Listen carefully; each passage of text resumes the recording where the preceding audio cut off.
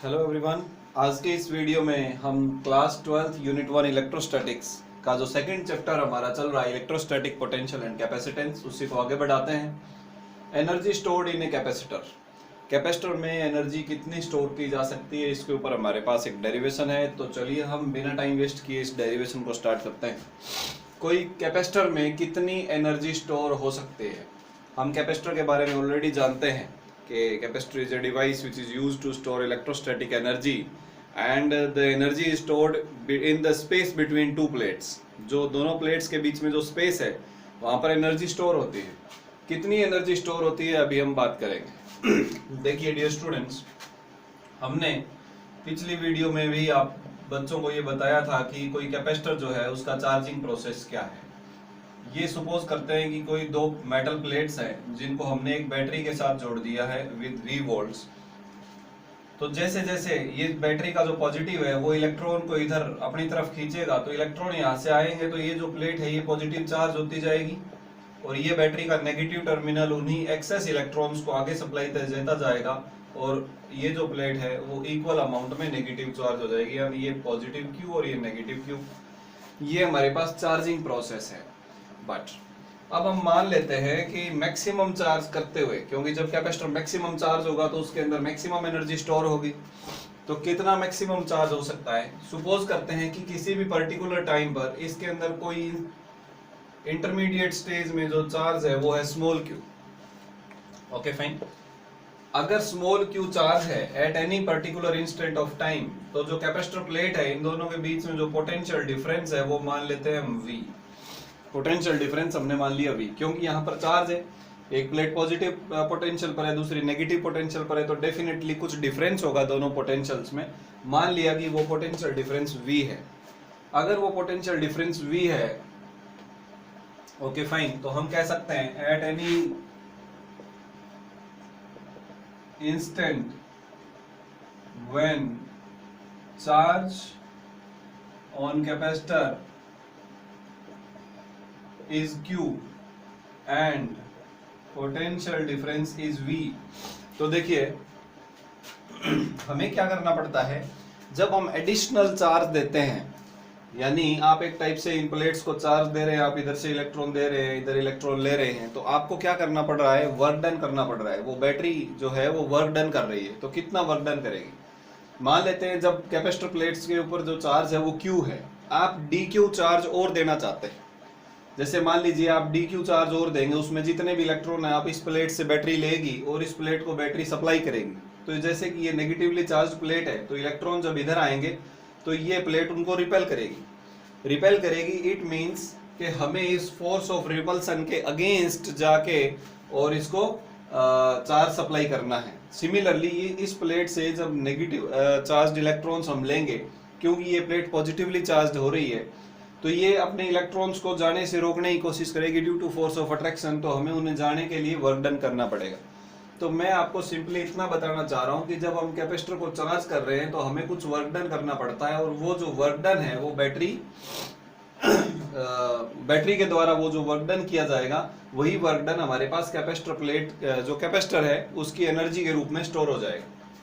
चलिए, at any particular instant जब हमारे पास चार्ज है Q और पोटेंशियल है V, तो अगर आप कुछ एडिशनल चार्ज देना चाहें, मैं आपको अलग तरीके से समझाता हूँ।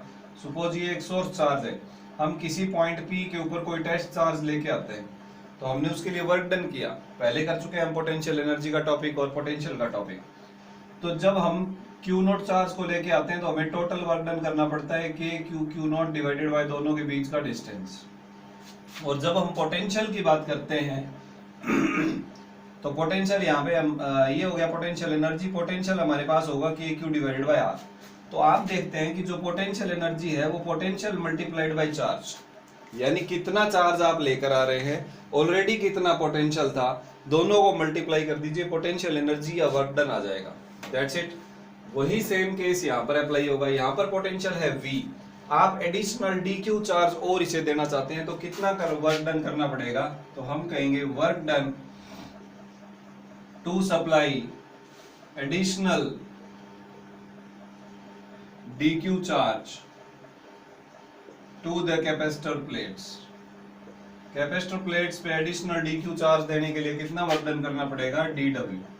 क्योंकि आप कम चार्ज दे रहे हैं, dq is a small value, infinite small charge आपने कंसीडर किया है, तो dw वर्क डन आप करेंगे और वर्क डन बराबर कितना होगा, ऑलरेडी वहां पर कितना पोटेंशियल है मल्टीप्लाइड बाय जो चार्ज आप लेकर आ रहे हैं। अब पोटेंशियल हमारे पास यहाँ पर कितना होगा, q डिवाइडेड बाई c। यहाँ पर चार्ज q है, पोटेंशियल v है, तो जो q एंड v का जो रिलेशन है q is equal to cv, यहाँ से पोटेंशियल होगा q by c multiplied by dq। इतना वर्क डन आपने किया।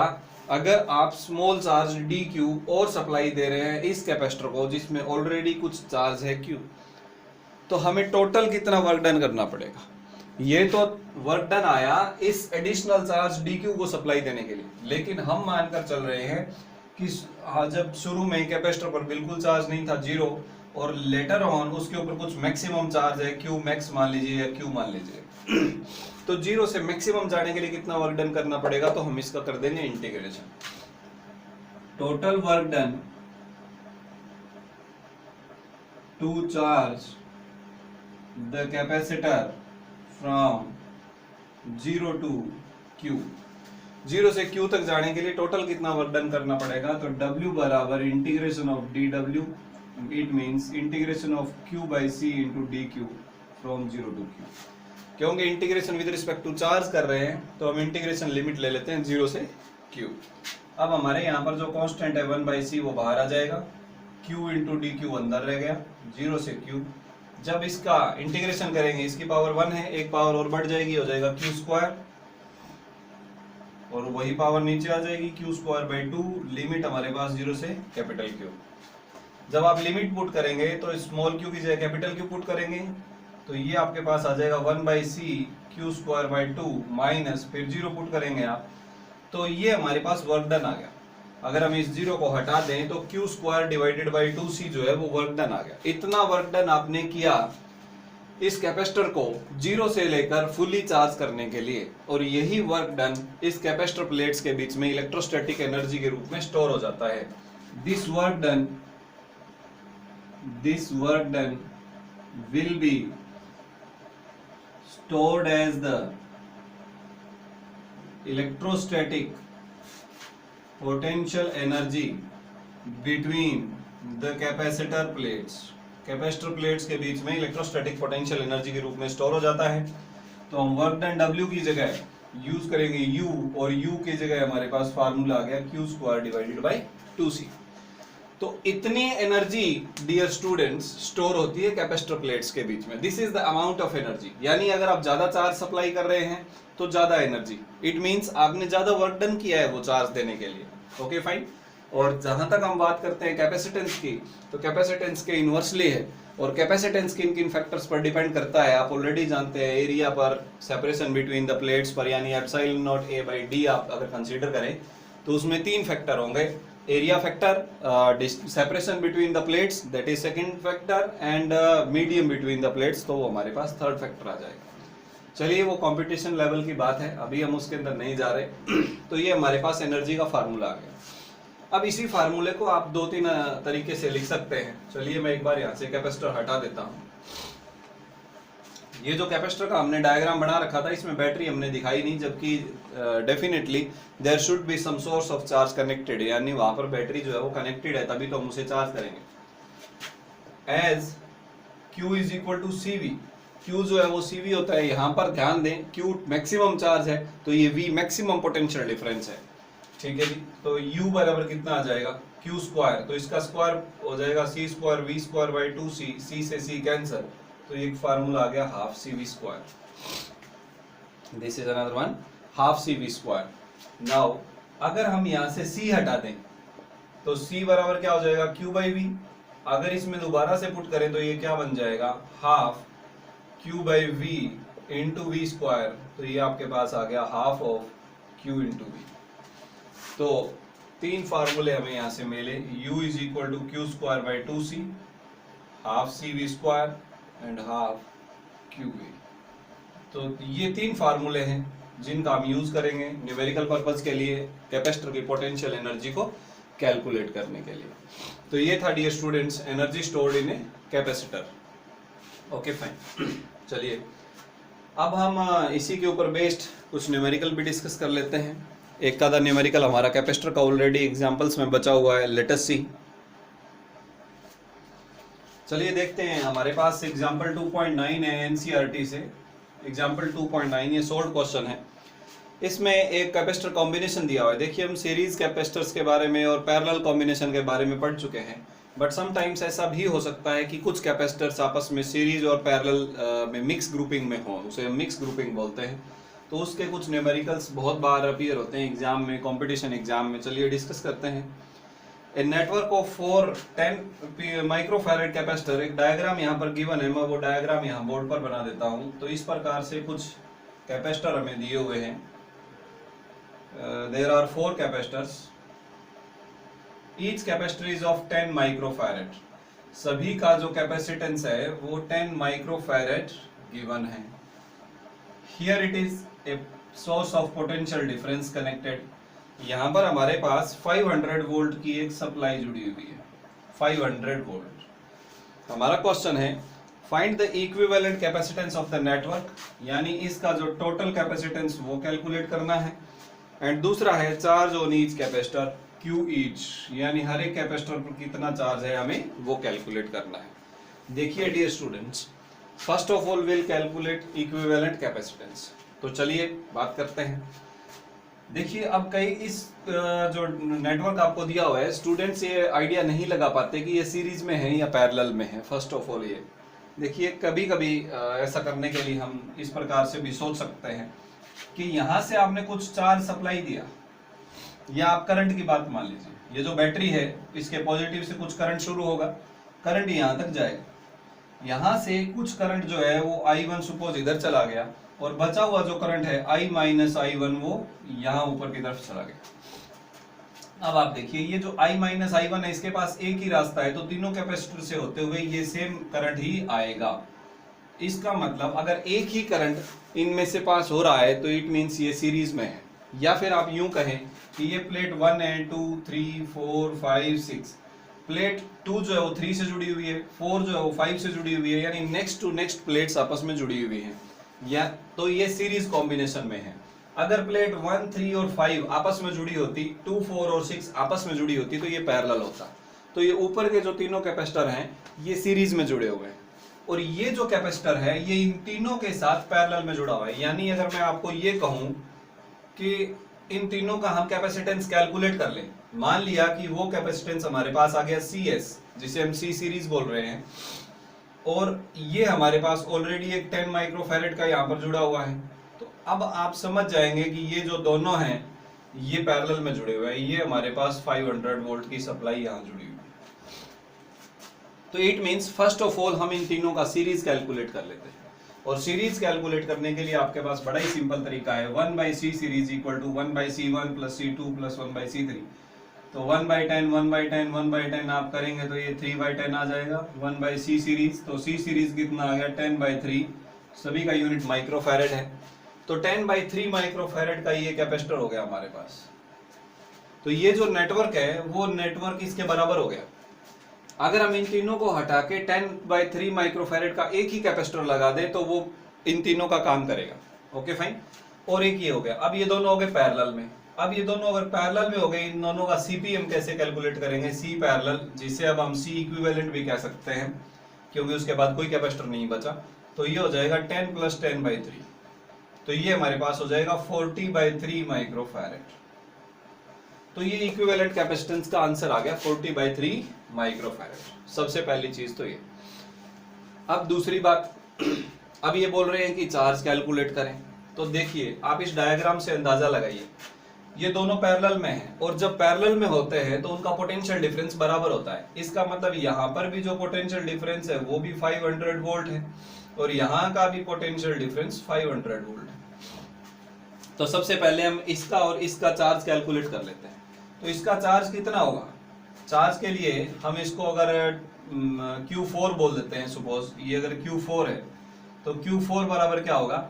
इन दोनों का Q is equal to CV, यानी C और V की मल्टीप्लाई, यानी C4V4 कह सकते हो आप। C4 कितना है? 10 माइक्रोफैरेड। माइक्रो की जगह मैं 10⁻⁻⁶ लगा देता हूँ। वोल्ट कितना है? 500 वोल्ट। तो 5 इंटू 10⁻², तो ये हो गया 10⁻1 और 2 3, इसमें से 3 माइनस हो गए, तो 5 इंटू 10⁻³ कूलाम, ये इस कैपेसिटर के ऊपर चार्ज आ गया। फर्स्ट ऑफ ऑल इस कैपेसिटर का हमें चार्ज मिल गया। Okay fine. अभी हम बात करते हैं इस कैपेसिटर के चार्ज। अब इसका CV मल्टीप्लाई कर दीजिए, तो यहाँ पे हम इसको QS बोल देते हैं, यानी सीरीज के ऊपर जो टोटल चार्ज है वो कितना होगा, C series V series. C series कितना है 10/3 माइक्रो की जगह 10⁻⁻6। V सीरीज कितना है 500, यानी 5 इंटू 10⁻²। तो ये कितना मिल गया हमें, ये हो गया 5/3 इंटू 10⁻1 एंड ये प्लस का 2 है सॉरी, तो ये 10⁻³ कूलाम। तो 5/3 इंटू 10⁻³ कूलाम ये इस पर चार्ज आ गया। Okay fine. अब क्योंकि ये सारे सीरीज में कनेक्टेड है तो इन सभी के ऊपर सेम चार्ज है, ये हम पहले ही डिस्कस कर चुके हैं। देखिए ये प्लस Q होगा, ये माइनस Q, ये प्लस Q, ये माइनस Q, ये प्लस Q एंड ये माइनस Q। तो इतना ही चार्ज इन तीनों कैपेसिटर्स के ऊपर होगा। तो ये Q1 Q2 Q3 सभी का आंसर यही है। दिस इज Q1 भी इतना ही है, Q2 भी इतना ही है, Q3 भी इतना ही है। तो ये था डियर स्टूडेंट्स हमारे पास एग्जांपल 2.9 जो कि कैपेसिटेंस के ऊपर बेस्ड एक न्यूमेरिकल था। काफी अच्छा न्यूमेरिकल है और ये सीरीज और पैरेलल के मिक्स कॉम्बिनेशन को भी समझाता है कि अगर हमारे पास मिक्स कॉम्बिनेशन हो तो हम उसे कैसे स्टडी करें या कैसे उसको सोल्व कर सकते हैं। चलिए इसके साथ हम पोटेंशियल एनर्जी या कैपेसिटर की एनर्जी का भी न्यूमेरिकल डिस्कस कर लेते हैं। 2.10 यानी 2.9 तक हम अनसोल्व्ड न्यूमेरिकल्स ऑलरेडी डिस्कस कर चुके हैं। 2.10 न्यूमेरिकल हम डिस्कस कर रहे हैं। तो इसके लिए अगर आपके पास NCERT की बुक है वेल एंड गुड, नहीं है तो मैं आपको बोल के बता देता हूँ कि ये क्या डेफिनेशन है, स्टेटमेंट है। A 12 picofarad capacitor is connected to 500 volt battery. एक कैपेसिटर दिया हुआ है आपको 12 पिकोफैरेड का, उसे हमने जोड़ दिया है 50 वोल्ट बैटरी के साथ। Okay fine. How much electrostatic energy stored in the capacitor. इस कैपेसिटर में कितनी एनर्जी स्टोर होगी, फर्स्ट ऑफ ऑल ये बात कर लेते हैं। तो बड़ा ही सिंपल है, आपको C दिया हुआ है, V दिया हुआ है। C और V का जो एनर्जी का फार्मूला है, हमने अभी अभी 3 फार्मूले लिखे, Q² divided by 2C, half CV, CV² and half QV। तो इट इज क्वाइट सिंपल। जब कभी भी अगर आपको चार्ज और कैपेसिटेंस दिया हो तो ये फार्मूला यूज करें, कैपेसिटेंस और पोटेंशियल दिया हो तो ये यूज करें, और चार्ज और पोटेंशियल दिया हो तो ये यूज करें। तो आपको C और V दिया हुआ ये फार्मूला यूज होगा। तो U is equal to half C 12 pico, pico stands for 10⁻⁻12। ध्यान दे हमेशा ये जो प्रीफिक्स हम यूज करते हैं उसकी वैल्यू आपको जरूर पुट करनी है। ओके 10⁻12 और V का स्क्वायर तो 50 मल्टीप्लाइड बाई 50। देखिए ये जो 0 और 0 है इसको मैं 100 लिख देता हूँ और ये पावर +2 होने से -10 में कन्वर्ट हो गया, और ये कैंसिल हो गया 6 हो गया, और ये मल्टीप्लाई हो गया 25, और 25 को जब आप 6 से मल्टीप्लाई करेंगे तो ये हो गया 150 इंटू 10⁻⁻10। तो ये हो गया 1.50 इंटू 10⁻⁻8 एनर्जी है, तो ऐसा यूनिट होगी जूल। तो इतने जूल एनर्जी जो है वो यहाँ पर स्टोर होगी। देखिए डियर स्टूडेंट्स, कई बार कुछ बच्चे कॉमन सेंस जब अप्लाई करने की बात आती है तो वो इस बात से घबरा जाते हैं कि टीचर ने क्वेश्चन पूछा है तो पता नहीं इसका आंसर क्या होगा। जैसे मैंने अभी आप लोगों को इलेक्ट्रोस्टैटिक एनर्जी की जब हमने बात की कि कितनी एनर्जी कैपेसिटर में स्टोर होगी, तो मैंने फार्मूला बताया, बट आपको ये नहीं बताया कि इसकी यूनिट जूल है। बट ये चीज हम क्लास 11 से पढ़ते आ रहे हैं कि whatever type of energy is there, ऐसा यूनिट इज जूल, ऐसा यूनिट जूल ही होती है। तो इसमें कई बार मैंने क्लासेस में भी बच्चों से पूछा, जैसे न्यूमेरिकल सोल्व किया आंसर आ गया तो मैं पूछता हूँ बच्चों बताओ इसका यूनिट क्या होगा। तो बहुत सारे बच्चे ऐसे होते हैं जो उस यूनिट को बताने में सक्षम नहीं होते। ऐसा नहीं है कि उन्हें पता नहीं होता, बट वो डाउटफुल होते हैं कि एनर्जी है तो इसका यूनिट जूल ही होगा या कुछ और होगा। तो नो डाउट एट ऑल इसका यूनिट जूल ही होगा। इस प्रकार के जो डाउट्स हैं वो अपने मन में ना रखें।